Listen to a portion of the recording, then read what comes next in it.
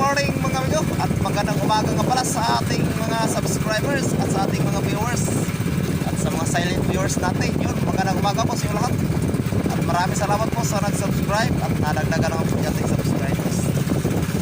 So yun amigo, at dito tayo amigo sa may Partilusa at tingnan natin magdayo ulit at mga ilang araw ulit tayo tambay at gawa ng mahina yung siba ng isda sa kaskas. So ngayon testing tayo ngayon sa Banting Samar at baka dito yung grasya naghihintay sa atin. Sana makajakpa tayo at bigyan tayo ni Lord ng maraming blessing ngayong araw to para sulit yung ating paglaot at nang makabawi sa ating tambay ilang araw. So yun, medyo malayo pa amigo, mga kalating oras pa pagpapin natin. So maganda naman yung panahon na to.